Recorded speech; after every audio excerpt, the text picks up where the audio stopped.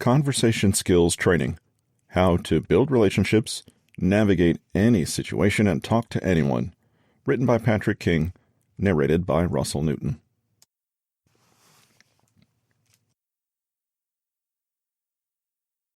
Communication is everything. No matter who you are or what you're trying to achieve in your life, improving your communication skills is a must.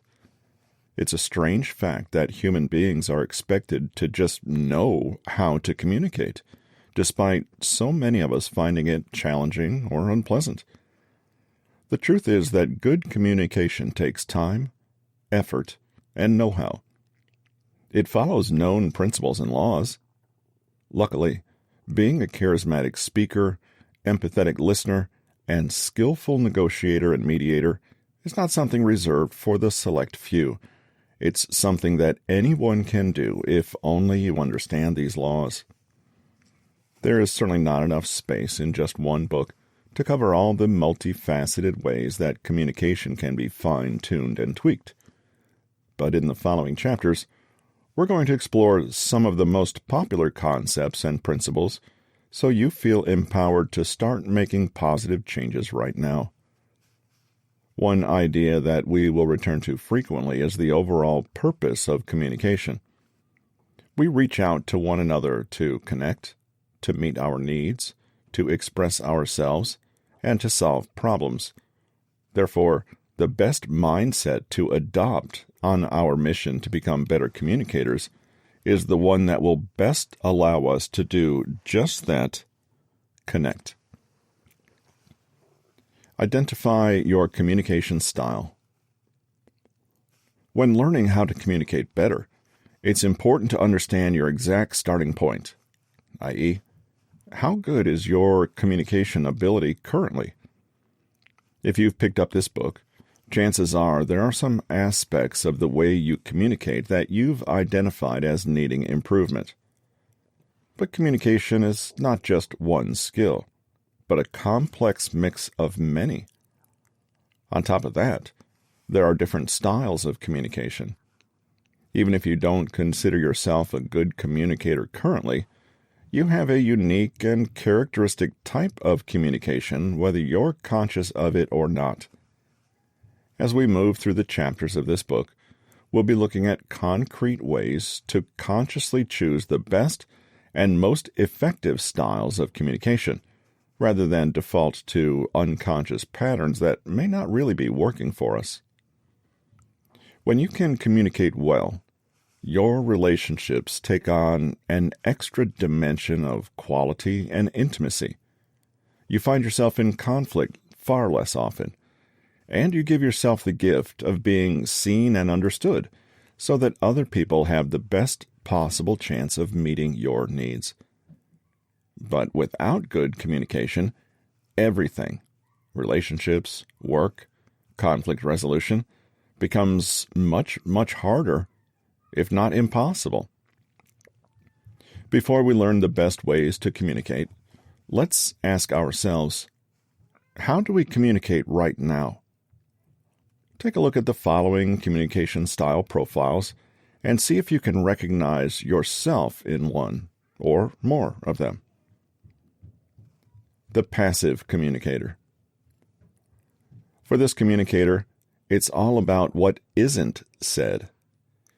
Passive communication avoids expressing needs and wants, avoids conflict, and doesn't directly or obviously convey thoughts or feelings. Imagine two friends going out for a drink.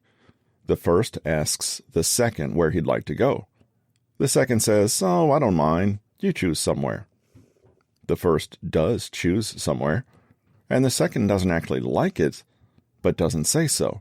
Instead, he gets quietly annoyed and resentful.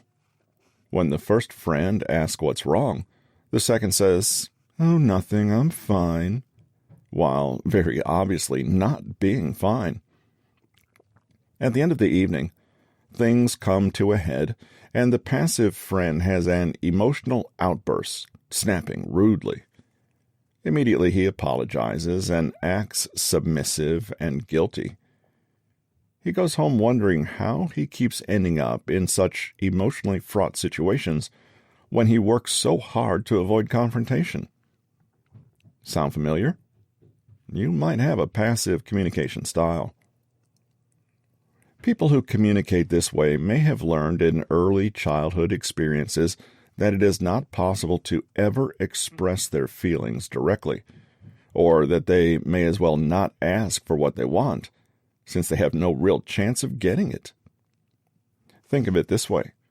A passive communication style usually exists because, at some point and in some way, it works.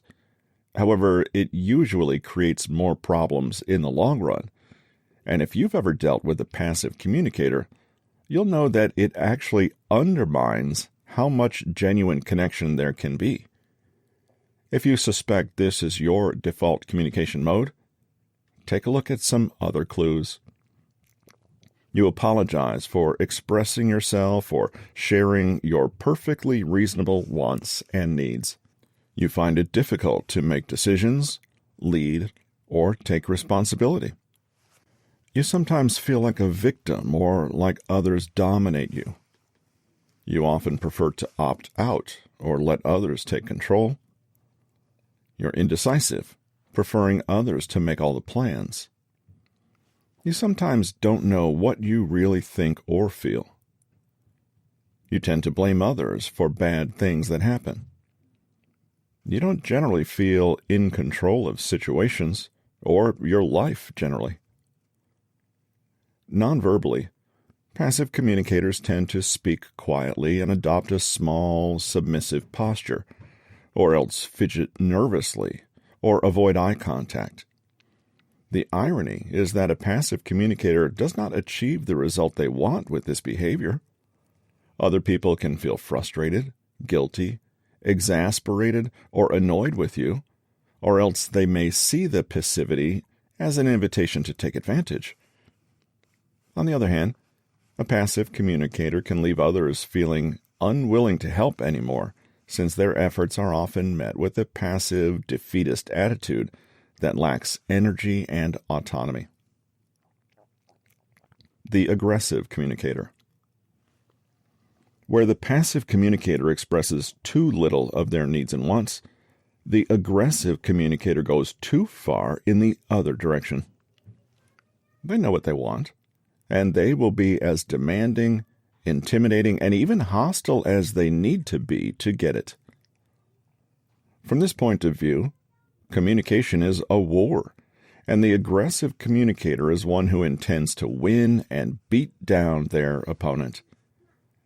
This can be that office bully who is always loud, threatening, and abrasive, but it doesn't always have to be as blatant as this.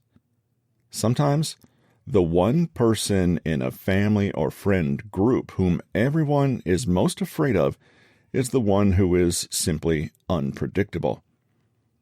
Imagine a family is out at a restaurant and the toddler is trying to catch the attention of two adults who are speaking. The toddler wants to communicate the message, "Listen to me," and they end up doing it by banging on the table, raising their voice, getting angry, and squirming around in their seat, threatening to topple glasses on the table. The result is that everyone immediately turns their attention to the child. This is the power of aggressive communication. It makes people pay attention and respond quickly. You can also see the disadvantage of this communication style, though. People may give you what you want, but if you're behaving like a toddler to get it, they may well resent you in the process. An aggressive communicator might literally yell and scream, saying, "Don't be stupid," or scoffing loudly at what you say. But they can also be aggressive in their body language or actions. Sharp, sudden, or big gestures, hogging space, towering over others, scowling, glaring, frowning, invading people's personal space, my way or the highway attitude. Again, the result is ironic. Most people might comply with an aggressive communicator, at least at first, but they quickly can grow defensive, uncooperative, and resentful. Nobody likes to be humiliated or hurt, and so the result is often less respect, but more defensiveness and pushback, the last thing an aggressive communicator actually wants. If this kind of communication seems like your style, well, don't be too hard on yourself. Again, learning to express yourself this way often comes down to faulty learning experiences in childhood and can point to feelings of fear, powerlessness, and frustration. Find more nuanced ways of expressing your needs, and you'll realize you can get what you want without drama or force. The passive-aggressive communicator. We all know someone like this. This style of communication is as aggressive as the previous one, only it's covert, i.e., hidden and indirect. Things are not what they seem on the surface. Someone who communicates this way may feel angry, but powerless to act in direct or ordinary ways, so they attempt to meet their needs and make themselves known passively instead. If you've grown up in an environment with other passive-aggressive communicators, it can be hard to be heard and stand your ground without resorting to the same tactics. Passive-aggressive communicators may use heaps of sarcasm, they may complain bitterly, and make a nuisance of themselves without doing a thing to help themselves, or they may sulk until someone is forced to do something about it. Otherwise, they may gossip, issue false apologies, or give compliments that are actually insults in disguise. They may engage in malicious compliance. I will give the appearance of cooperation, but actually not be compliant at all. Or be difficult or unreliable instead of saying outright that they don't want to do something. There's a devious, almost two-faced feeling to this type of communication that leaves other people feeling manipulated, exhausted, or confused. Imagine our two friends are out for a drink, and the passive one says, "Oh, you can choose a place. I don't mind." Let's say the other one has a passive-aggressive communication style, and although they resent being forced to make decisions all the time, they don't feel able to come out and say that directly. So instead they say, "Oh no, I understand. How could I forget that it's always my job to sort these things out, right?" As they deliver with a sugary sweet smile, there is plausible deniability in this, and when the other friend responds to the hidden aggression in it, the first one can act hurt and confused. Calm down, it was just a joke. If pushed, the passive-aggressive friend may then apologize, but it'll be an apology with a sting in the tail. "Sheesh, I said I'm sorry. Forgive me for not being perfect all the time." The manipulative communicator. The above style has some overlap with one more style, that of the manipulative communicator. This is the person who uses cunning and fakery to get what they want. Manipulation is essentially a conscious attempt to control other people and have them do, say, and think as you'd like them to.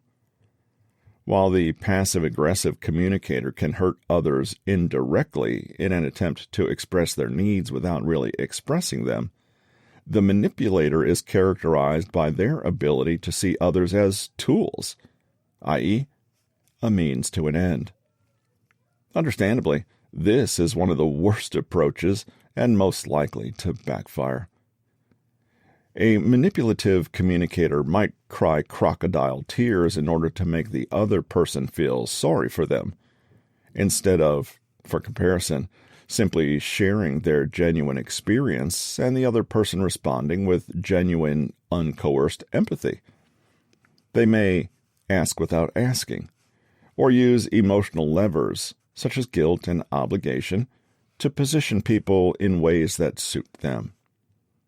The woman who tells her husband, "Oh, I love how comfortable you are with being an underachiever.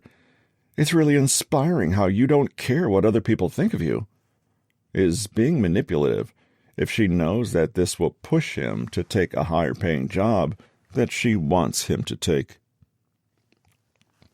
A manipulative communicator might see someone enjoying their lunch at work and say, seemingly to no one in particular, in a high-pitched, condescending voice, "Ooh, that looks delicious. Aren't you lucky? I wish I could eat such fancy stuff like that for lunch every day. Oh, well."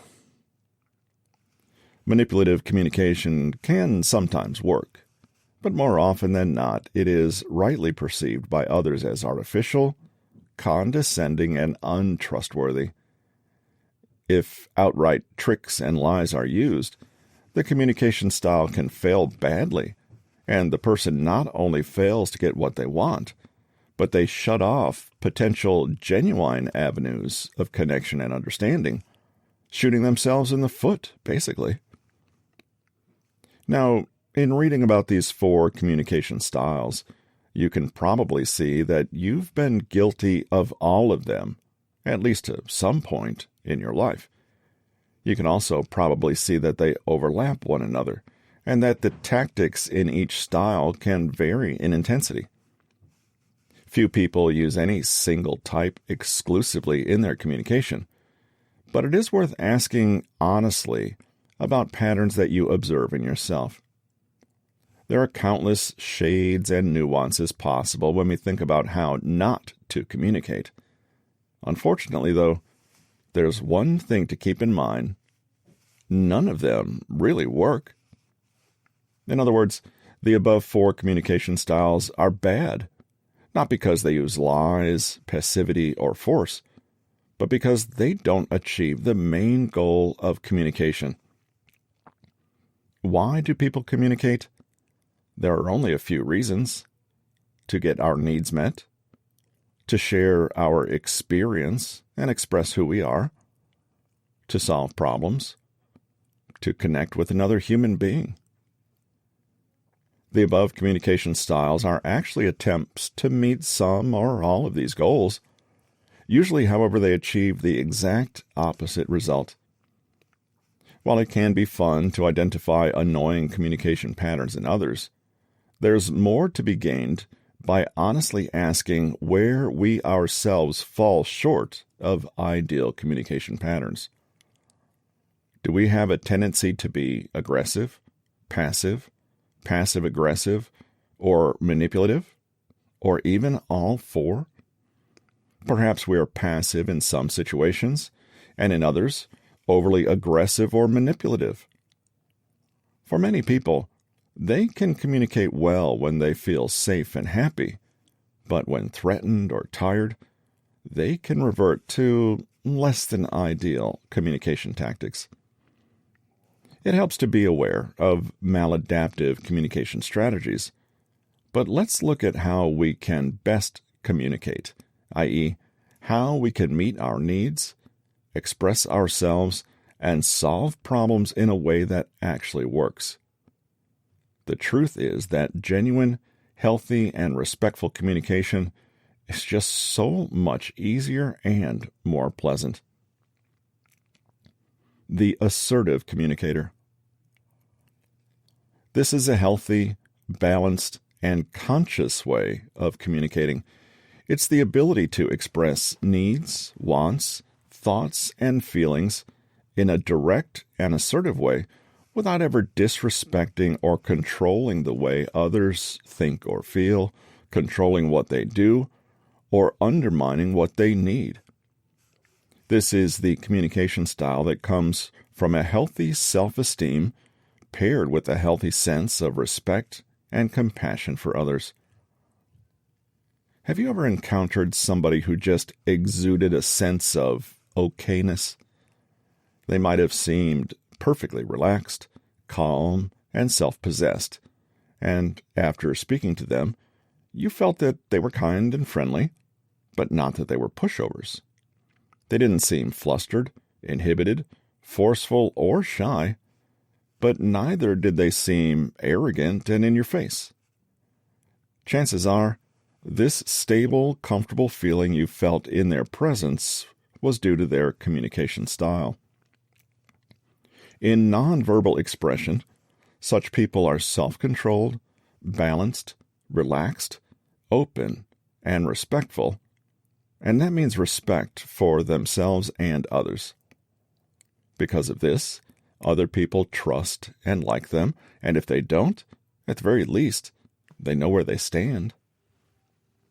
People do not feel obliged to take care of them or forced to do things they don't want to in order to appease them. In the company of a person who communicates this way, things are clear, direct, mature, respectful, and relaxed, no matter the kind of conversation unfolding. They can say, "You know what, to be honest, I don't really feel like going out drinking tonight. I'm in the mood to just get some takeout and relax at home. What do you think? We could still pick up a couple of beers." They can express their needs or desires clearly, directly, and politely. "Oh, wow, that looks amazing. Would you mind if I had a tiny taste?" And simply don't need to control others or get them to take care of them. For example, no fishing for compliments needed, because you are happy and confident with your choices and don't need external validation for them. Finally, assertive communicators are flexible and can set healthy boundaries when necessary. But they can also be open, trusting, and vulnerable at other times. The first thing to realize is that certain communication styles are simply not effective and will not get you the results you want. How you communicate is a choice. You can make the best choice when you consciously understand what you're doing and why it's not working, so you can choose something that will work. Every endeavor to improve must begin with a level of self-awareness. There's no shame or blame in identifying the current limits and blind spots in your communication style. The quality of our relationships with others comes down to the quality of our communication. And guess what? The quality of our communication comes down 100% to us and what we consciously choose for ourselves. For now, be curious about what isn't working for you, communication-wise. Think back to conflicts or communication breakdowns in the past, and see if you can identify some of these less than helpful styles in yourself, the other person, or both. Before we continue, consider the attitude that inspires a healthy and assertive communication style. Read the following sentiments. Do any seem particularly alien to you or difficult to agree with? This might be a clue to the aspects of assertive communication you could develop in yourself. All people are equally entitled to express themselves as long as they're respectful. I'm confident in who I am, and I like myself. I have choices. I take responsibility for getting my needs met. I am comfortable speaking honestly and clearly. I am calm, positive, and measured when dealing with others. I don't need to or want to control others. I am more interested in self-mastery. I like to seek compromise and balance. I value my rights immensely. I also wouldn't dream of infringing on someone else's rights. Nobody owes me anything. In the interest of increasing self-awareness, ask yourself the following questions.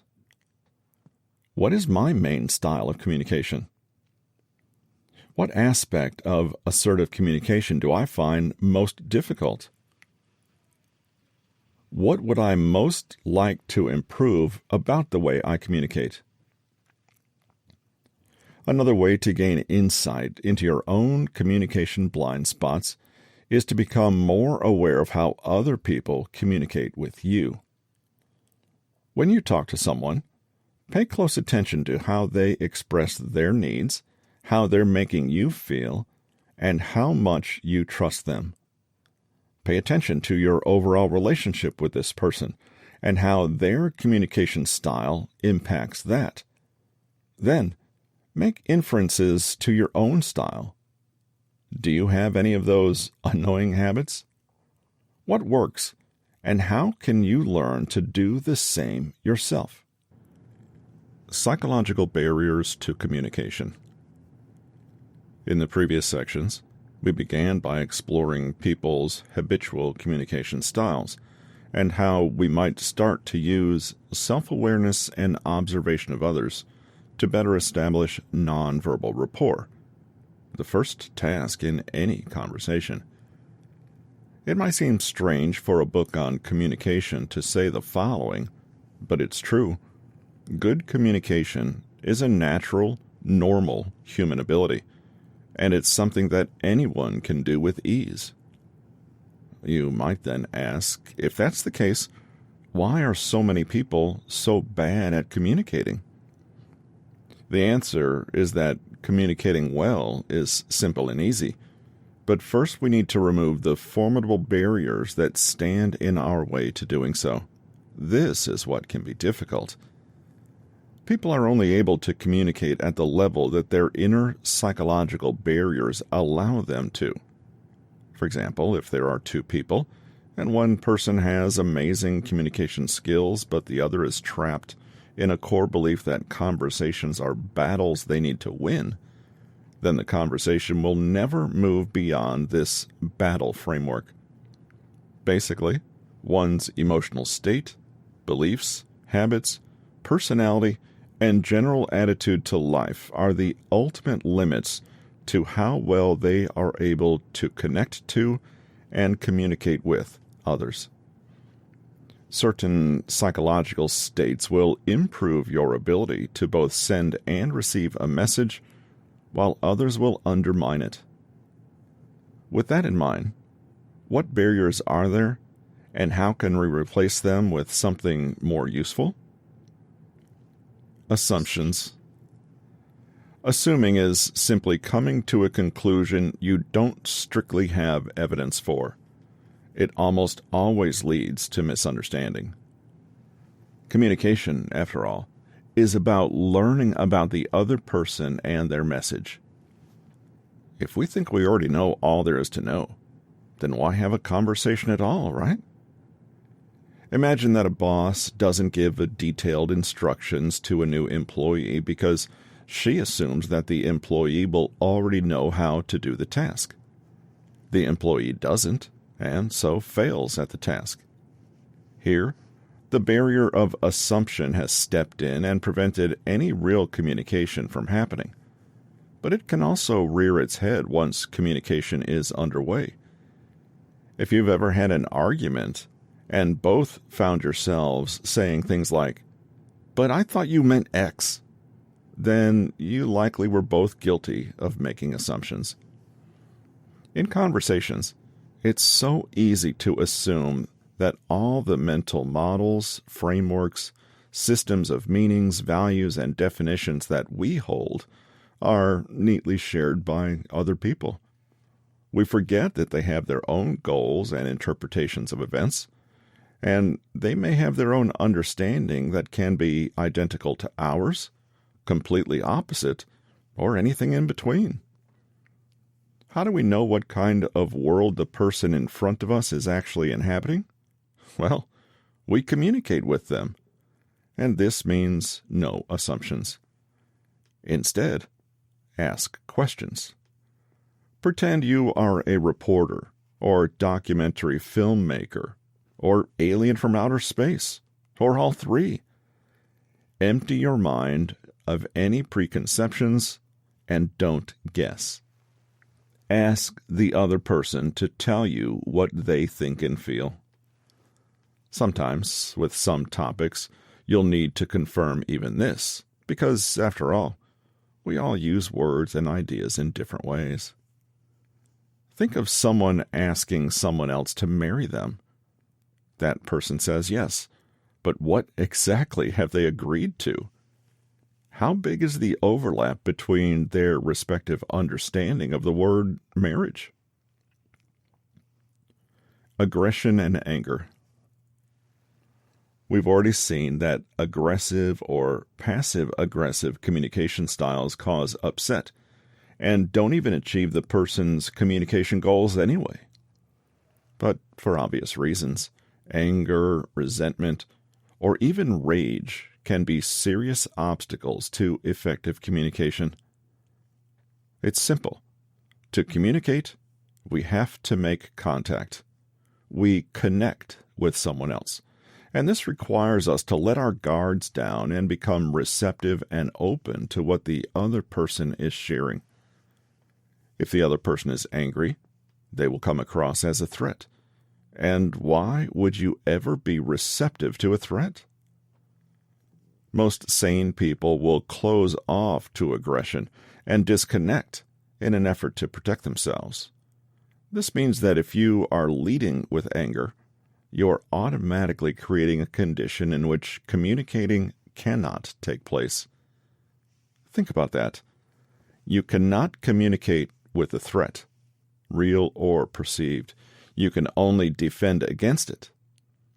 If you lead with anger, you can only expect defensiveness from the other person, and this gets you nowhere. Imagine the sadly all too common example of trying to make a complaint on the phone or get a refund from a dodgy company. Yes, you're entitled to feel angry, but will that anger help you solve your problems any quicker? If you spend 15 minutes yelling at the person on the other end of the line, it's just 15 minutes you've wasted, and at the end of it, you'll probably still be at square one. Instead, own your emotions. Feeling angry is not a problem. Approaching someone else with hostility and aggression is. The alternative is not to force yourself to pretend to be calm. Rather, it is to own your feelings and identify them as belonging to you. Instead of blaming the other person or directing your emotion to them, hold that emotion as something that belongs to you only. Using I statements will mean you can say, "I feel so overwhelmed right now," instead of, "You're stressing me out." Preconceived attitudes. Here's the question yet again. What is the point of communication? What is it for, ultimately? The way you answer this question shows you the attitude you hold toward communication. For some people, conversations are a fight or a courtroom drama or a way to prove how right and worthy they are. For others, the point is to get their needs met, or share and express, or simply reach outside the limits of their own inner perception and connect with another human being.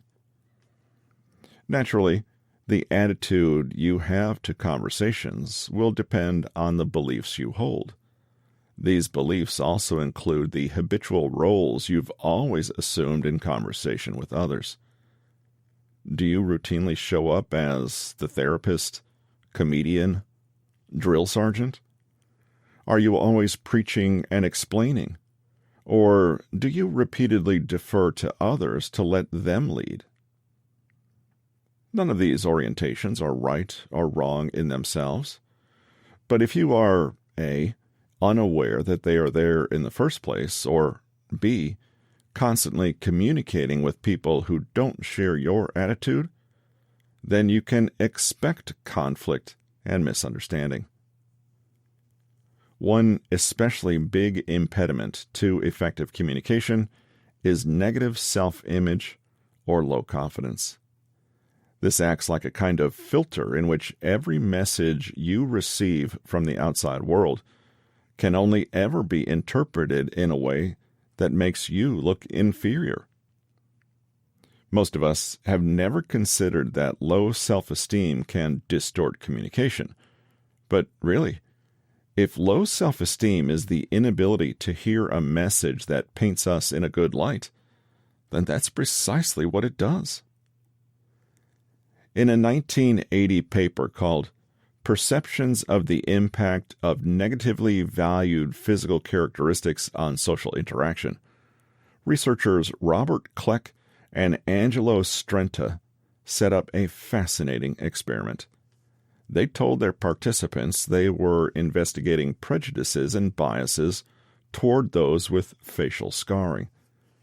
The participants were given fake facial scars and sent out to do real job interviews, then asked to report their experiences. Just before the interviews, however, the participants were told that the makeup artists needed to quickly touch up the scar, while secretly they removed it. On returning from the interviews, the participants all claimed to have been discriminated against. Because they were expecting discrimination, they interpreted everything that occurred in the interview as evidence for that conclusion. In other words, if one sees themselves as a victim, one can't help but suddenly perceive everything as an attack. The participants would easily say that what they perceived was something in the interviewers.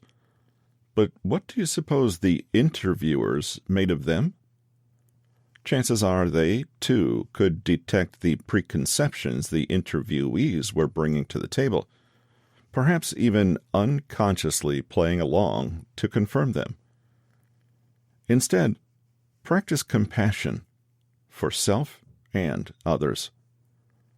Really good conversation is supremely democratic. There are no winners and losers, and no hierarchy. Take a deep breath and put yourself on an even keel with the other person. Try to shelve any ideas about who is playing what role, and compassionately encounter the person you find as you find them, your equal.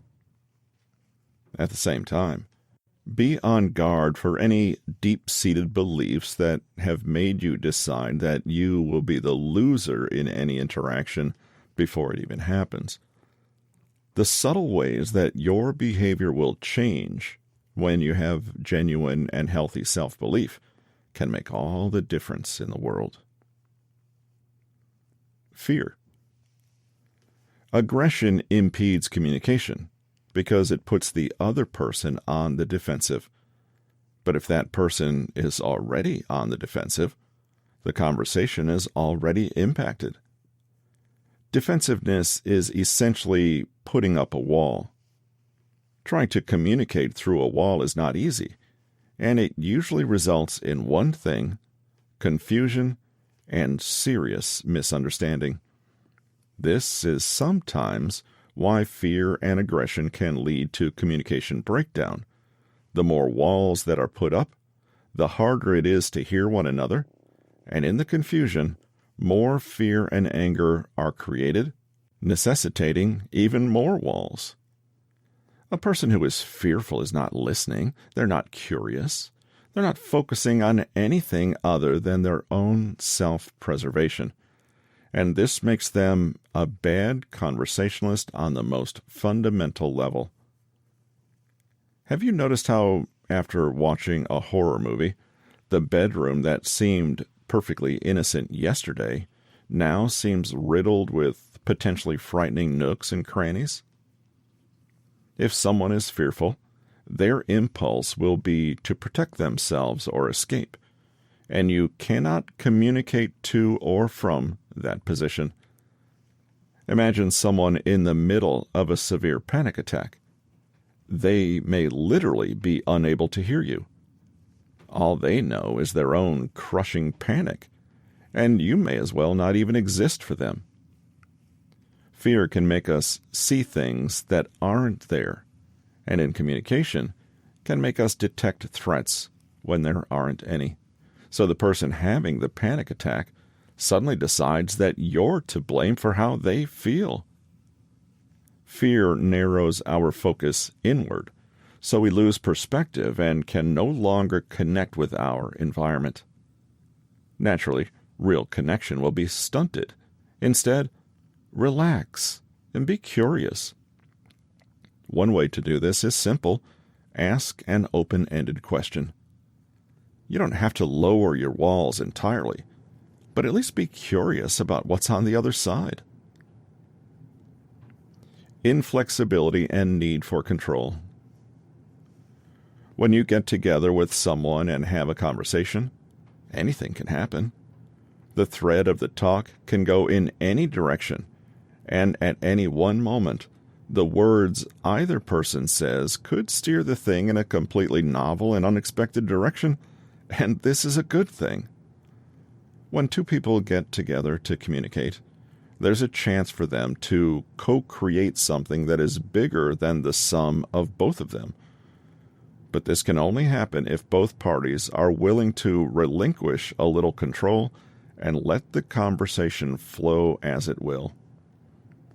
Being inflexible, closed-minded, or hungry for control means that we enter any discussion with a fixed idea of what it should be, therefore preventing it from becoming anything else.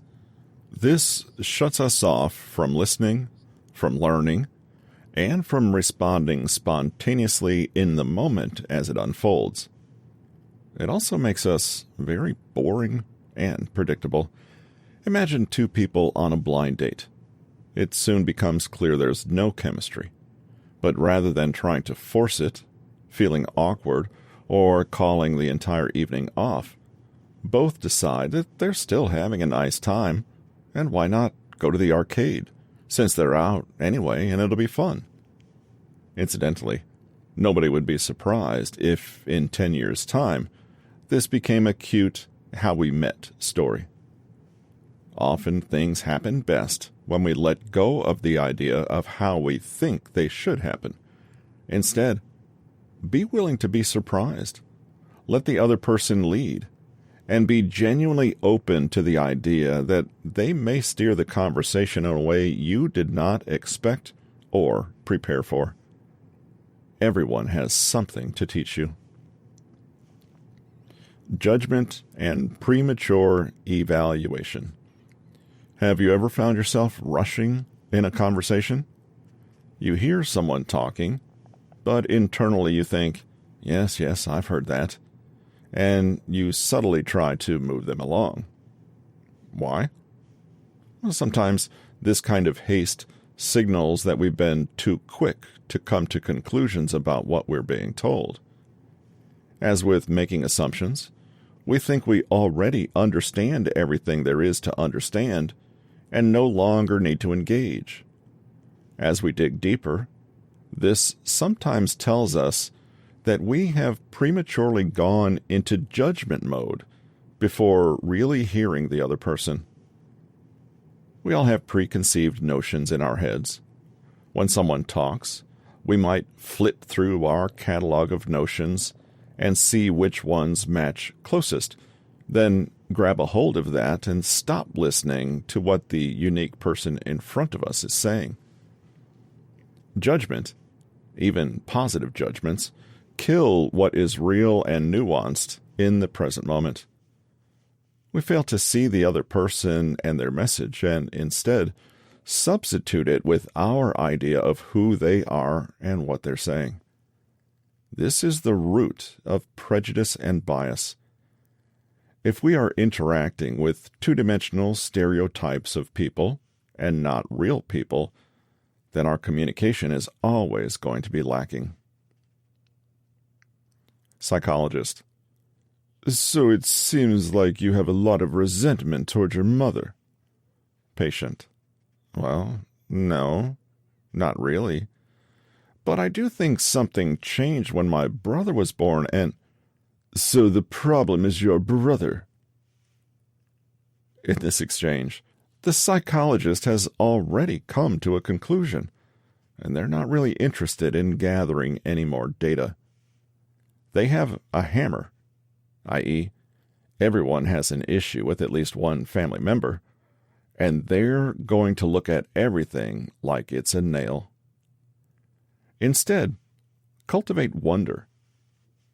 This may be the hardest mindset shift of all, but to become a genuinely good communicator, you need to maintain a sense not just of curiosity or interest in another person, but of near continuous awe at what a privilege it really is to step outside your own head for a moment and step into someone else's. In the remainder of this book, we will take as a starting point the value that communication is a way to create connection. We label anything that gets in the way of this connection as a psychological barrier and work to remove it. Are there other barriers than the ones listed above? Definitely. We can point to an attitude of distraction and inattention, lack of trust, cross-cultural limitations, and even exhaustion as things that prevent people from properly connecting. Whatever they are, though, with self-awareness and practice, we can work to lessen their impact on us. Other bad communication habits to avoid. Maybe you read the previous descriptions of barriers to communication and thought it all sounded a little serious. Perhaps you are simply looking for ways to improve everyday conversation and not necessarily become a master at juggling the deep and meaningful stuff. However, even if you are, on the whole, a flexible, open-minded, and non-judgmental communicator, you may still fall into the common habitual conversational traps that plague the best of us. That's because the biggest barrier to excellent communication is all those small, mindless, and automatic acts that erode trust and connection. Granted, these conversational habits don't mean that you have psychological issues with prejudice or a deep-seated need for control, but in a way, knee-jerk habits like these are worse because they're usually invisible, unconscious, and may even be encouraged by your general environment. Before we take an earnest look at what we should be doing to become better communicators, let's explore a few more things not to do. Human life is largely comprised of conversations. Every relationship, every human interaction, every job, everything at some point requires you to encounter and engage with another human being. And whether you fancy yourself a world-class communicator or would sooner send an email than deal with face-to-face discussion, chances are you have at least a few terrible communication habits that drive people nuts. Yes, even you. Now, the following habits won't cause major blowouts or serious miscommunication, and they're not the end of the world, but they're good, low-hanging fruit to begin with as we embark on sharpening our communication skills. Constantly interrupting. Maybe you interrupt because you're excited by what the other person just said. You simply have to interject and say your thing. Maybe you interrupt because unconsciously you think that what you have to say is more urgent or more important. Maybe you're doing it because you're rushing the conversation along, having already jumped to conclusions about what the other person means and made your judgments about it. In any case, it doesn't matter why you do it, only that it makes the other person feel awful. It's understandable. You want to be heard, but so do they. Take it a step further and don't even think about interrupting. You know what this means. When you are suddenly more interested in your own response to what's being said than listening to what's being said, it shows. The other person can tell that your attention has suddenly moved inward, and you are preparing a response. A good habit is this. After someone stops speaking, pause, and count slowly to 3 in your head. This sends the message, I'm here, I'm paying attention, and I care about what you have to say. And lets the other person know they don't have to rush to get a word in, and that you are respectful enough to pause to process what they're saying. Multitasking. A conversation merits more than the few glances you can muster when you finally tear your eyes away from your iPhone. We are probably all guilty of the practice of multitasking, at least occasionally. No matter how insignificant or pointless your interactions may appear, you must be there for them. In other words, you can't mindlessly check your phone or run through your grocery list. Pay close attention to the people you're talking to. Using qualifiers. Not to be rude or offensive, but this could be a horrible idea, but I know what you're thinking, but qualifiers, i.e., little expressions said before or after a statement with the intention of softening or mitigating that statement, certainly have their place. Overusing them, though, can be pretty annoying. Why? In the right circumstances, they can come across as condescending and unneeded. Remember the manipulative communication style? Nobody wants to feel like they're being managed or handled. If you go to great lengths to use qualifiers, it may stir up feelings of mistrust in your listener, who could wonder why you're not just being direct. Remind yourself that the word but is kind of magical. People tend to discount everything that came before that word. It's yet another barrier, albeit one that is mostly just annoying. Equating your experiences. In Chapter 4, we'll look more closely at mastering the emotional aspects of effective communication. But for now, it's enough to banish this single, meaningless phrase from your repertoire. I know exactly how you feel. It's even worse if you then proceed to tell a lengthy story about a time when you felt similarly, despite the fact that the two situations are completely dissimilar. Keep in mind that every person's journey is unique. It's good that you're making an effort to be empathetic, but think about it from the other side. Has hearing about someone else's hard time ever made you feel less unhappy about your own troubles? Probably not. Whether you can understand another person's experiences or not is irrelevant. Almost always, it will not feel good for them to hear it. Floundering. We've all encountered people who ramble on without a point, as though they like the sound of their own voices. If you have a tendency to do this yourself, constantly try to remember how mind-numbing it is to be on the receiving end. Floundering and waffling on and on is usually a bad habit we get into when we're nervous or unconsciously afraid that something bad will happen, unless we keep performing and filling the silence. But like every other poor communication strategy listed here, it doesn't work. The more we talk, the less people listen. Think carefully, say what you need to say, and be straightforward and succinct when you talk.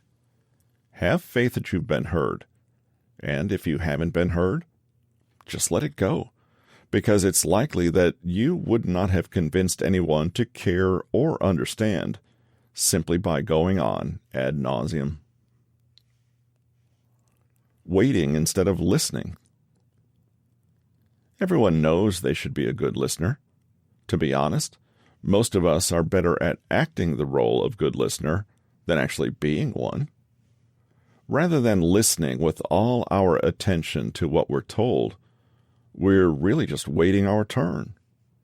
Worse, we might be listening with an agenda, discarding what doesn't fit the agenda, hearing what we like, and spending the next few minutes drafting a witty response, just as soon as the other person stops talking. If this is a bad habit to break, remind yourself of the fact that people can usually tell when you're not listening. It's not easy to hide, and it makes you appear selfish, disinterested, and unkind. Fluff and filler words. Padding out your speech with filler words may be more or less acceptable depending on your age, culture, and social situation, but it's almost always better to avoid it entirely. Filler words are things like okay, like, you know, you see, right, kinda, so, actually, and so on. You may, in fact, have your own personal verbal tick. For example, some people have a strange habit of ending every sentence with a dangling, so, that doesn't go anywhere. Others will liberally sprinkle like or everywhere. Still, others will have overused turns of phrase that add nothing at all to the message. For example, the woman who ends every simple phrase with, if that makes sense. Or the guy who cannot open his mouth without saying, yeah, well. Try this challenge for yourself. Once you've identified your own pet filler words, try to consciously replace them with plain old silence. Just say nothing, and pause until you can say something that isn't a filler word. If you can be mindful enough to do this in the moment, you may be surprised at just how polished and put together you come across. You don't have to say anything profound. Just remove the filler words, and you automatically seem more self-assured, authoritative, and sophisticated.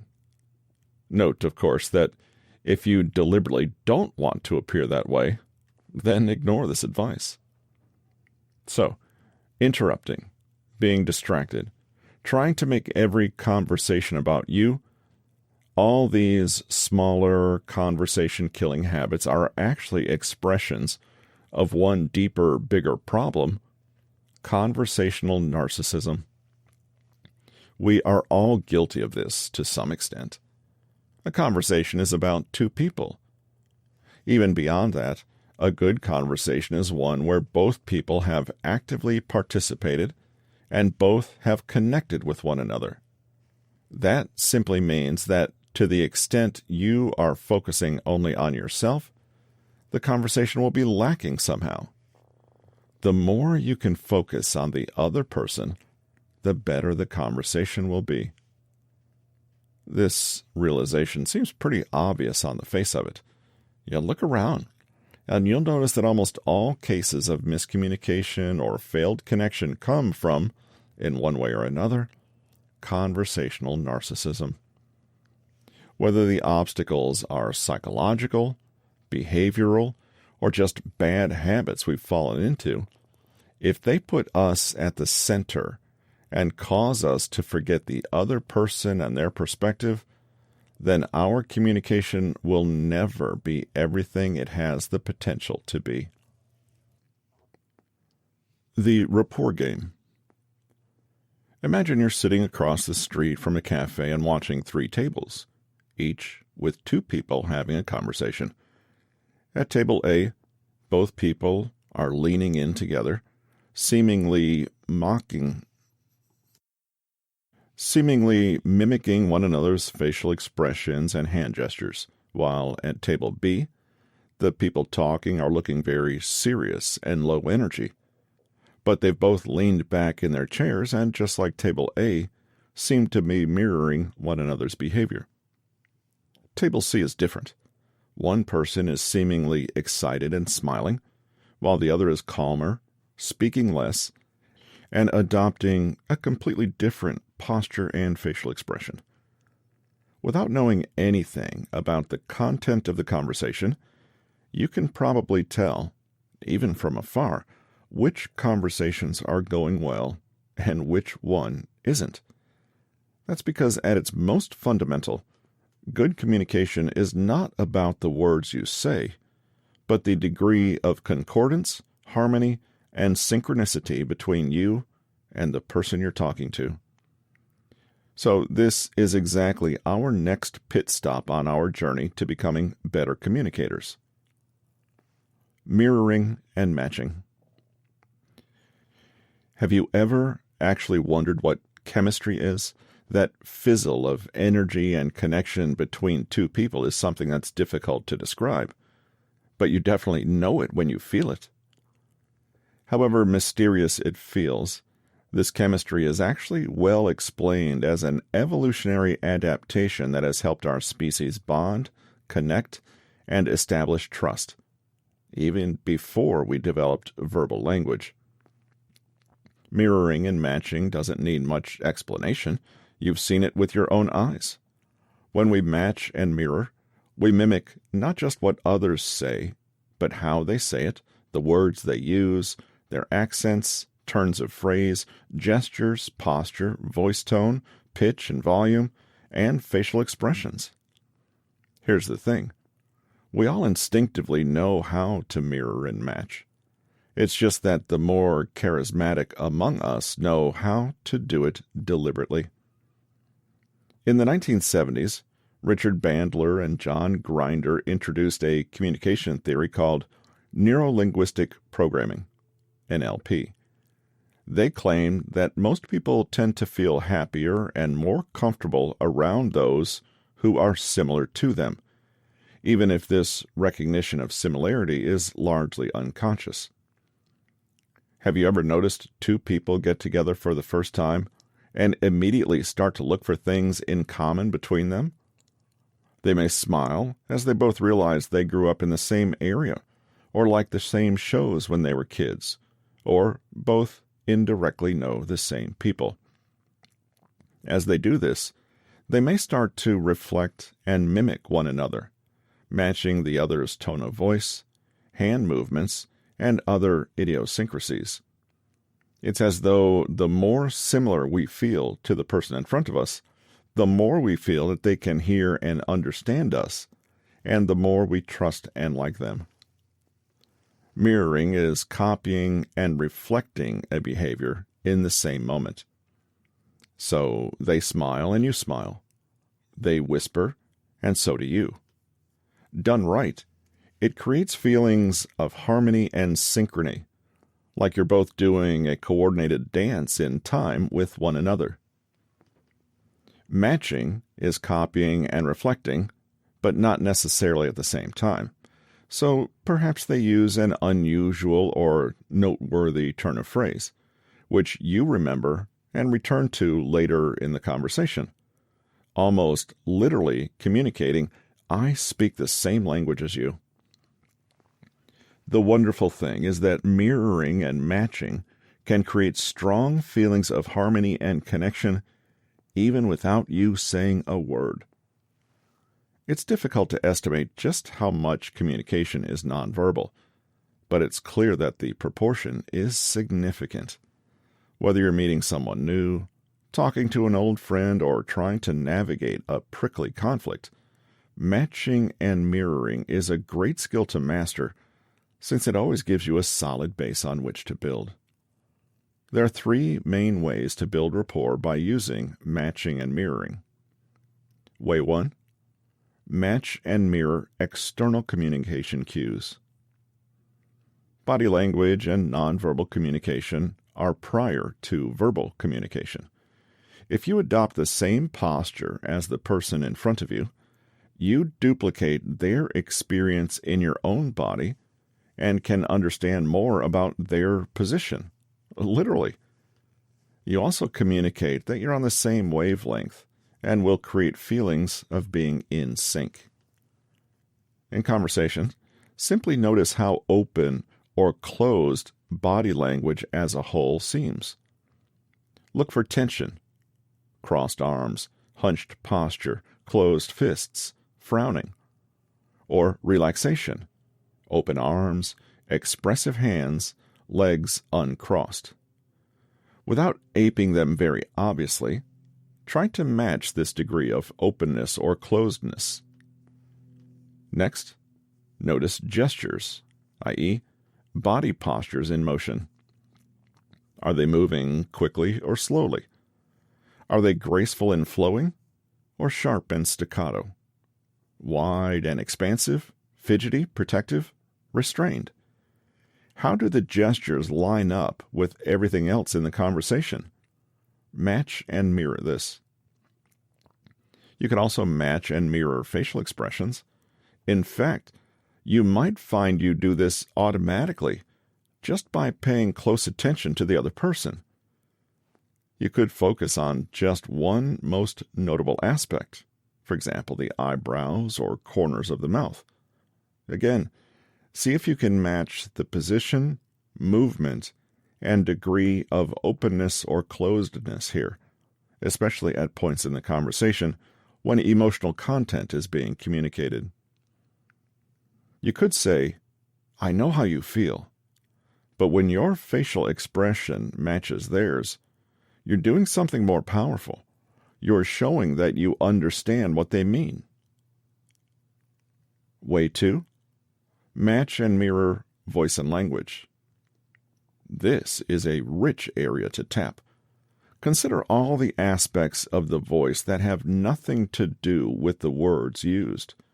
Tone, rate or speed, volume, both loudness and simply the amount of speech, pitch, how high or low, pace, inflection and modulation, how you deliver your sentences and the flow of speech, for example, with lots of variation or with the steady, even, monotone.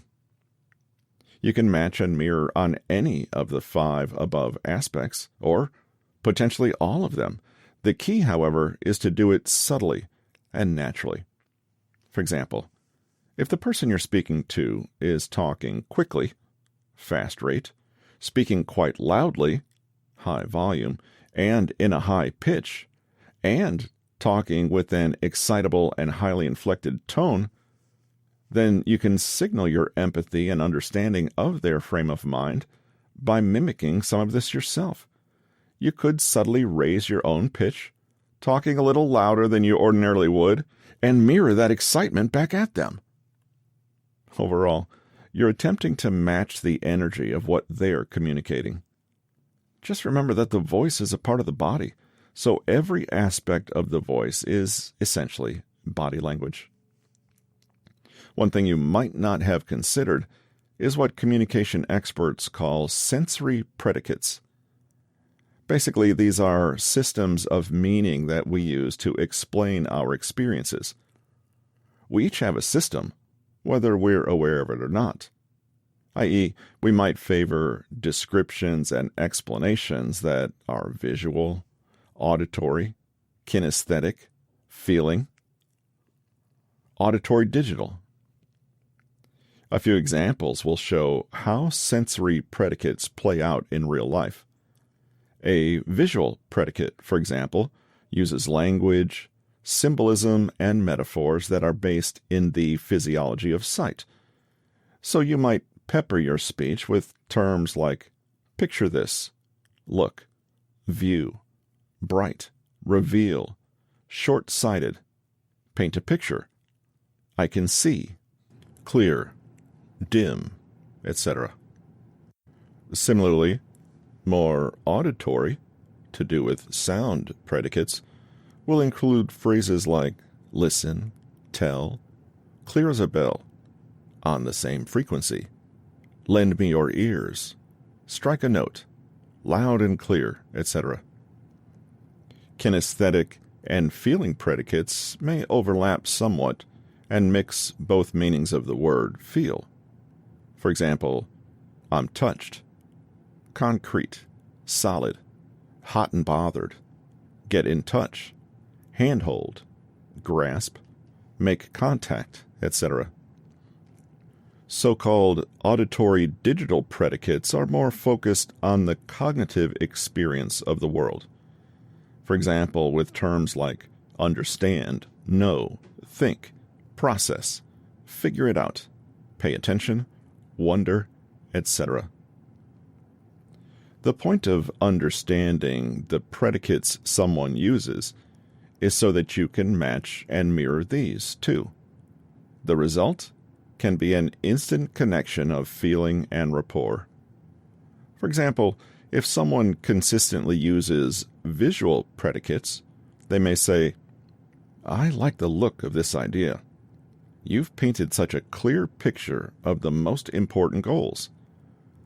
If you pick up on this, you can continue and expand the visual metaphors, or include your own by later saying something like, "I see what you mean. I'm glad we're focusing on the same vision here." Now, this might not seem like much, but it's a powerful way to unconsciously signal that you speak the same language, and even more than this, inhabit the same perceptual world as the other person. If you're not entirely clear which kind of predicate the person is using, it's no big deal. Simply prick your ears. There's an auditory one, to the kinds of metaphors they use, and repeat or expand on them rather than abruptly switching to a different metaphor. Way 3. Match and mirror internal communication cues. This one is a little less obvious. The voice and the body may be easier to notice at first glance, but have you ever simply felt that people have different energy levels from each other? The energy is about how active, energetic, and vibrant someone is, yes, but it can also be more subtle than this. Think of someone who is really good at doing impressions. They're able to so perfectly capture another person's personality, not just because they can mimic their voice and mannerisms, but also because somehow they can put all these things together and portray the person's deeper essence. Noticing this essence takes practice, but at first, try to simply pay attention to how people are taking up space, how they're breathing, and the aggregate of all their expressions, language, posture, appearance, comes across. Reflecting someone's essence may take a special touch, but you'd be surprised at how instantly you can create camaraderie if you can do so. If ever you're with someone and you just click, try to see things from the other side and ask what the other person did to make you feel that communication and connection were so easy with them. Chances are it's mirroring. Here's a little trick you can try not just to build rapport, but to test whether you're getting anywhere in that goal. Step 1. Pay attention to their internal or external communication cues, or their voice or language. Step 2. Match or mirror subtly on just one or two aspects. Step 3. After a while, match them on some other aspect. Step 4. Finally, do something different. For example, if you've been mirroring a low and slow tone of voice, plus crossed legs, suddenly change up your voice and speak louder and more quickly, or uncross your legs and cross your arms instead. Step 5. Now observe. Did they follow suit and mirror you? If so, congratulations. You've likely established rapport. If not, no problem. There's still time. As you get better at matching and mirroring, and conversation in general, you can start experimenting with leading interactions with certain behaviors rather than just following the other person's lead. This way you can take charge of conversations and shape them in a positive direction, fostering connection and understanding, usually without the other person even knowing it. Here's another trick you can try once you get the hang of reading other people's communication cues. Step 1. Think of someone you have an excellent rapport with and try to feel what it feels like when you're around that person. Really recreate that experience in your body, heart, and mind. Step 2. Consciously try to summon up that same feeling in yourself right now, imagining it expanding through your body. For example, maybe with a very good friend, you feel expansive, you're quick to smile, and you lean forward ever so slightly. Maybe you feel ultra relaxed and warm. Whatever the sensation is, imagine that it's surrounding you like an aura. Then, let it guide how you behave, think, feel, and move in the moment. Step 3. Project the feeling toward the person you're with, and imagine that this amazing aura is flowing around them too. This technique is taking a reverse perspective on mirroring, since you are the one who is going first, and inviting others to mirror and match you. If you master those good, happy vibes, don't be surprised if people suddenly seem very willing to be drawn in. Way 4. Match on content. Basically, seek common ground. If people like people who are like them, then rapport is, in some ways, just a matter of finding how you're like the person in front of you. Potential areas of common ground include your history and background, such as school, hometown, past jobs, shared connections. Personal values, such as family, hard work, creativity, learning, etc. Core beliefs about the world. Emotional state, both current and more generally in life. Style, accent, ways of speaking and verbal idiosyncrasies. Hobbies, shared experiences, degree of formality. For example, do they use slang and swear words? Or are they very correct, polite, and articulate?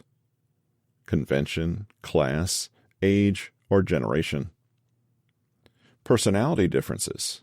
For example, some people bond over being flippant, quirky, serious-minded, poetic, spiritually inclined, straight-laced, mischievous, etc. But people can also differ in their focus on the bigger picture versus the details, the emotional versus the factual content of a conversation, or the overall volume of information they're comfortable exchanging. Way 5. Chunking. One final way to establish effortless rapport is something you might not have considered before: carefully moderating the questions you ask people to control the level of detail of information you get. There are 2 different modes we can adopt any time we ask someone a question. Chunking down is about diving down into details and going from the general to the specific. Questions that chunk down give more color, depth, and richness to the conversation. However, if you stay too long mired in the details, the conversation can quickly get lost, overwhelmed, or even boring.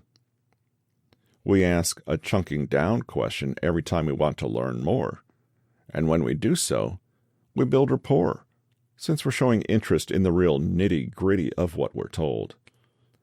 For example, we could ask, "How exactly did that happen? Tell me more about XYZ. Why did this specific thing happen?" Chunking up goes in the other direction, from the specific to the general. We ask a question that leads us to see the bigger picture and overarching patterns in the broader view, i.e., a model that fits all the smaller details inside it. When we ask questions in this mode, we're showing that we are paying attention and processing and synthesizing what we're told, which is a different way to build rapport. For example, we could ask, how does this tie into this other idea we spoke about, XYZ? What do all of these details mean? What's the pattern here? What does this thing connect to? During conversations, it's not really a matter of which question mode is best, but rather keeping things varied. Imagine you're zooming in and out, first drilling down to learn more about the most interesting details, then coming up for air and getting a broader view. Not only will such a conversation feel like it flows more naturally and enjoyably, your dynamic interest in what you're being told will create a sense of rapport with the other person. At the very least, simply avoid being in one mode for too long. So, for example, if you notice that you've asked 5 chunking up questions in a row, be aware that you may be alienating the other person in overly abstract or aloof hypotheticals.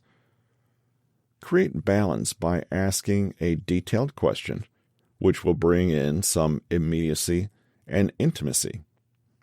Similarly, if you notice the conversation is feeling a little mired in one detail after another, for example, those conversations where people lose a narrative thread because they dwell too long on the minute but insignificant details of who said what and when, then pause, zoom out, and get a broader view of where you are. You might say something like, "So all in all, it seems like yesterday was a pretty crazy day, huh?" Expressing without speaking. How do you read people's nonverbal communication? Words are not the only things that carry meaning. Appearance, objects, sound, fragrance, and even space all have socially shared significance.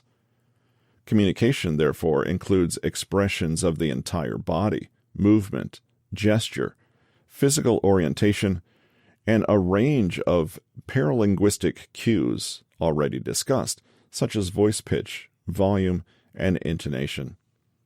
Proximity, color, even time. Almost anything can serve as a carrier of meaning and therefore be used in human communication. How to read microexpressions. A microexpression is a quick, just 0.5 to 4 seconds, and involuntary facial expression produced when experiencing an emotion. Microexpressions are genuine, meaning they cannot be faked or concealed, and this makes them an ideal behavior to observe when with other people. The reasoning is that if you can actually understand the emotional state of the person in front of you, communication automatically becomes easier, more direct, and more real. It's possible that you are already able to read microexpressions, but do so unconsciously. Have you ever spoken to someone, and even though they said all the right things and appeared to be smiling, you still got a gut feeling that they were upset? You might have come to this conclusion because your unconscious mind noticed the genuine microexpression of anger and knew that this revealed the true feeling.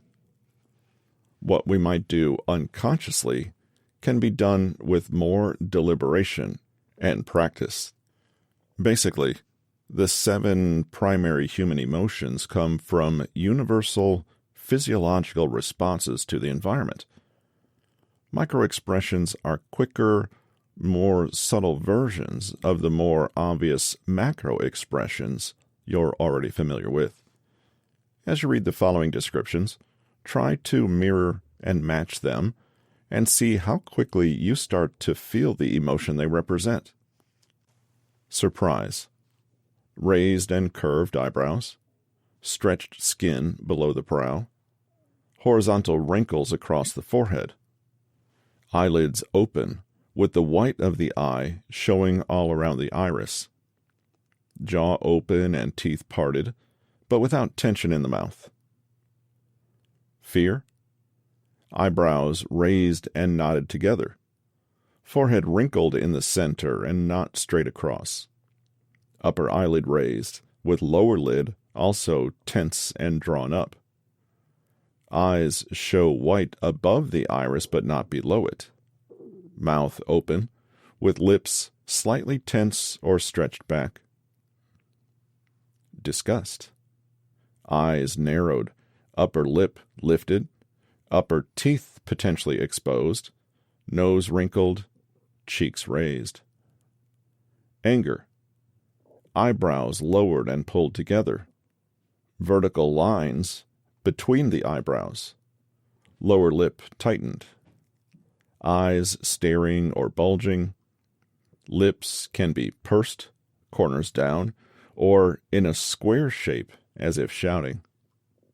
Nostrils may be widened. Lower jaw juts forward. Happiness.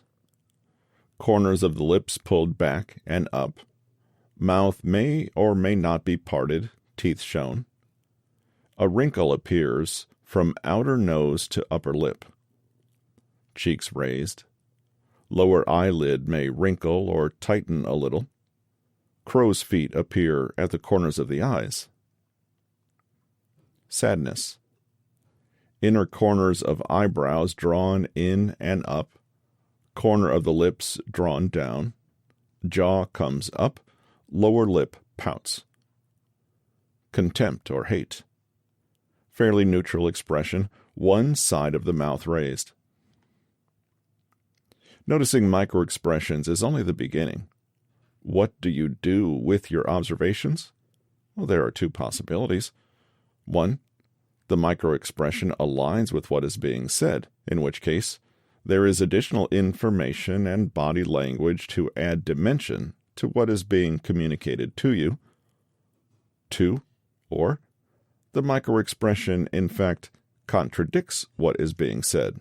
In this case, you can assume that the person is concealing something, or flat out deceiving you or themselves, or else they are conflicted and wearing a kind of mask. But again, this simply adds more data to your reading of them. Posture and body orientation. People's postures can reveal a great deal about them.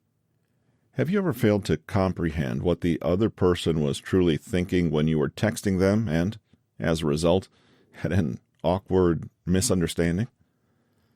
This probably happened because an important channel of information was closed off to you both, the nonverbal body language cues that would have allowed you to fine-tune your conversation. Let's revisit the idea of open and closed body posture. Rather than taking any single action in isolation, crossed arms mean you're angry, a toe pointing toward the door means you want to run away, and so on. Observe the entire body as one unit. An open posture portrays friendliness, receptivity, and positivity. The feet are spread wide, and the palms of your hands are exposed and facing outward or visible. It's easy to see if someone's overall demeanor is communicating openness, but it's just as important to be self-aware and make sure that you are also communicating the right message with open postural language. Keep a straight spine with your head lifted. Open the chest and relax the shoulders down. Loosen your facial features and turn your entire body to face the other person. A closed posture portrays boredom, hostility, or detachment. The impression is one of tension and tightness. Arms and legs may be crossed. The features of the face will be tight, clenched, or pulled. Hands will be closed or grasping, and the body will either seem to be hunched or crumpled in upon itself, or else stiff and immobile, perhaps with shoulders held too high. Many so-called body language experts will go into great detail about what this or that tiny movement or gesture means, but this is usually unnecessary. you can achieve an incredible amount of insight into the person in front of you by simply asking whether they are open or closed, and further, whether their posture aligns with their verbal expression or contradicts it. Reading body language is not a foolproof science, but rather a way to collect observations and seek out patterns. There are 2 rules to effective body language reading. 1. No single detail is decisive and conclusive. 2. Consider every observation against a baseline. For example, if you notice that someone's arms are crossed, you'd be wrong to conclude solely based on this observation that they are angry or closed off. Perhaps it's winter and they're simply cold. This is why you need to consider context and a range of observations, seeking repeated patterns rather than just a single isolated behavior. If they're scowling, crossing their arms, and turning away from you, the conclusion that they're angry holds more weight. Imagine that you one day receive a warm hug and a big smile from someone you've just met. Are they coming on to you? Don't assume they are until you know what their baseline is, i.e., what is normal for them. Notice that they hug and smile at everyone all the time, and your observations suddenly don't imply flirtatiousness anymore. Eye contact. The eyes are such an important and expressive part of the human body that they get classed as a form of communication all their own, not to mention assumed to be the windows to the soul and one of the focal points. There's a visual predicate right there of love poetry the world over. First things first, eye contact in itself is neither good nor bad. Rather, it's a question of how you make it, when, and why. More is not always better. When you're making eye contact with someone you've just met and don't know very well, the mere act of lingering your gaze on theirs for slightly longer than is comfortable is a courageous way to signal that you are wanting to up the intensity and get to know the person a little better. If they match and mirror this eye contact, consider that your message has been heard and the response is broadly positive.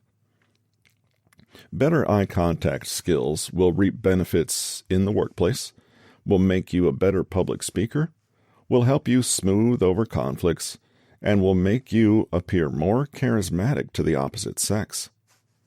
In a study led by Dr. Aron, men and women were put into opposite sex pairs and asked to look into each other's eyes for 2 minutes straight. These couples later reported feelings of attraction, affection, and even love for the people they originally met as strangers. Surprisingly, one of the couples even married. So the eyes are powerful communicators. Eye contact can create intimacy and intensity, but too much can be disastrous. Whatever you do, you don't want your eye contact to be inappropriate or unwelcome. Don't stare at people. If you're looking at them and they look away to avoid your gaze and then return their gaze and you're still looking at them, this will feel intrusive and even violating to them.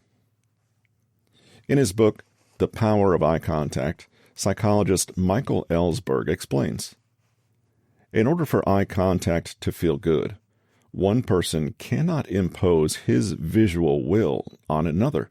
It is a shared experience. Perhaps eyes meet only for a second at first. One partner then tests the waters and tries a few seconds, and when that is met warmly, the pair can begin ramping up the eye contact together until they are locked in a beautiful dance of eyes and gazes. A good rule of thumb is to be brave and initiate eye contact, but after 2 unsuccessful attempts to catch their eye, stop. Be mindful of the rest of your body language and moderate yourself. Eye contact plus leaning back may make the intimacy a little more comfortable, whereas eye contact and close proximity and intense language can be overwhelming. Another good idea is to take frequent pauses. A little eye contact goes a long way. Rest your gaze elsewhere for a while. Look to the side, not down. Or try career expert Ronins' triangle technique to cut potential awkwardness. 1. Draw an imaginary inverted triangle on the other person's face around their eyes and mouth. 2. During the conversation, change your gaze every 5 to 10 seconds from one point on the triangle to another. This will make you look interested and engrossed in the conversation without coming across as creepy. Paralinguistics. As you become a more active speaker and listener, increasing your awareness of the subtle nuances of verbal communication can contribute significantly to the quality of the conversation you have with others. This awareness will also promote a deeper understanding of and connection with those around you. When you speak, you expose a great deal about yourself, much of which frequently has nothing at all to do with the words you are using. The term paralinguistics refers to the study of voice tone, volume, inflection and pitch, and other components of nonverbal vocal communication that we've already briefly explored. Pay attention to your own voice and its function. It takes effort and practice to become a comfortable, conscious speaker. Think about how much of an impact your vocal inflection can have on the interpretation of what you're saying. It's possible to communicate either extreme happiness or else anger and contempt while using the very same words. How people deliver their words is as important as the words themselves. Become aware both of what you are communicating as well as what others are communicating with you, and your powers of communication will strengthen enormously. The 4 P's of voice. Imagine that speaking is like a train ride. Peaks and valleys are more exciting and adventurous, while flat, unchanging terrain is not. Try to vary your speed and speak so as to include peaks, valleys, flat terrains, and pauses. Likewise, listen to the landscape of other people's speech and see what it tells you about their state of mind and the message they're sharing beyond the words they use. 1. Power or projection, how loud or soft you speak. Modify your voice projection and speak loudly if you're addressing more people.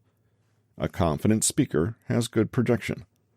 Low projections make listeners lean forward to listen. When telling a secret or wanting people to come closer to you, employ low projection. 2. Pace.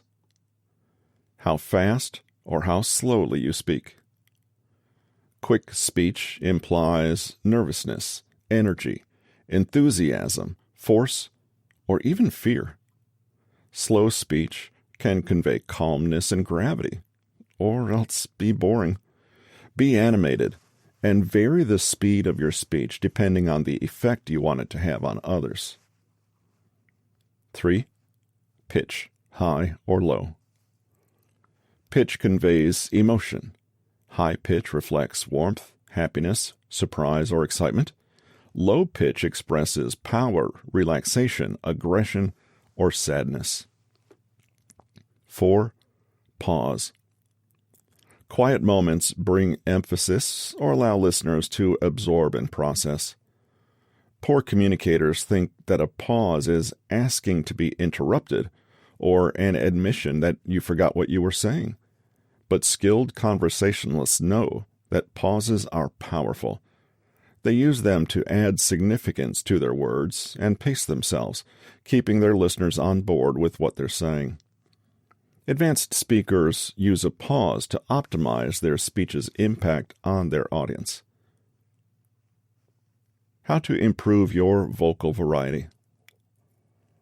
So, how do you know whether to pause or not? How do you know when to talk more quickly or loudly or with a higher pitch? Well, imagine that all the shades and nuances available in your voice are like colors in a palette. Whatever you're communicating, you can paint a more powerful picture for the other person if you're using a full, rich palette of colors. Vocal variety is a little like being physically flexible and fit. It means we are familiar with and comfortable using the full range of our voice's potential. And like physical fitness, we can train this variety. Here are a few ideas. Before you socialize, literally warm up your vocal cords, like an actor before a rehearsal. Massage your cheeks and jaw, and practice saying ma ma ma ma and wah wah wah wah sounds, or do lip trills, where you forcefully blow raspberries by expelling a stream of air through pursed lips. This develops both breath and vocal control. Practice diaphragm breathing. Place one hand on your belly and one on your chest, and take deep breaths so that only your belly hand rises. After a few breaths, see if you can speak a long, slow sentence on one full belly breath. Play around with what it feels like to control this stream of air so that your voice is calm and measured. Pick a random passage of text. Children's storybooks are great for this. And read through the passage, first in a dull monotone. Then read through it again, trying to add as much color as possible. Change your pitch, pacing, tone. Be dramatic. Interactions can be awkward at first simply because you're using vocal muscles that are not warmed up. Warm up this way and you'll feel more vocally limber when you next enter a conversation. If you find that your pitch gets uncomfortably high or low, or that you are often breathless or struggle to moderate volume, consider taking up singing to help improve your vocal mastery. Even chanting can help. An alternative is to take up improv classes or learn to do a little acting. When you think of your voice as an expressive and artistic tool, you become far more aware of its power and how you can use this power according to your own ends. The irony is that the better you are able to master and control your own voice, and the more self-awareness you have around your voice, the better you will become at hearing other people's voices in 3 dimensions. You'll notice the breathless or choked quality in a friend's speech and understand that they're nervous. You'll notice the subtle change in pitch that signals someone's rising excitement and know exactly how to match them to show your synchrony and support for that excitement. Communication is not just vocal, but that doesn't mean that the voice isn't an extremely powerful and flexible tool that lets you communicate anything and everything. Summary. The best mindset to adopt in order to become a better communicator is the one that will best allow you to connect, meet your needs, solve problems, and express yourself. Begin by asking yourself what your default communication style is: aggressive, passive-aggressive, or manipulative. None of these styles actually achieves the ultimate goal of communication, however. The way you communicate is a choice. Assertive communication is the ability to express needs, wants, thoughts, and feelings directly without disrespecting or controlling others. Mature conversationalists are self-controlled, balanced, relaxed, open, and respectful. Communicating well is simple and easy, but we need to remove the formidable psychological barriers that stand in the way. With awareness, we can remove them and improve our communication skills. Barriers to good conversation include assumptions, strong negative emotions like anger and aggression, which inspire defensiveness, preconceived ideas and prejudice, fear, inflexibility and a need to control, premature evaluation and judgment, and other negative conversational habits like interrupting or one-upping. Good conversation is, firstly, about the degree of concordance, harmony, and synchronicity between you and the person you're talking to, i.e., rapport. We can increase rapport by mirroring and matching both nonverbal and verbal expression. This can be done with internal and external cues, voice and language, content, and chunking style, i.e., up or down. When reading someone's body language, pay attention to microexpressions, their overall posture and orientation in space, as well as their degree of eye contact. Paralinguistics refers to information carried in the tone, pace, pitch, etc. of the voice. Think in terms of overall openness or closedness, but remember that no single detail is decisive and conclusive, and that observations should always be compared against a baseline.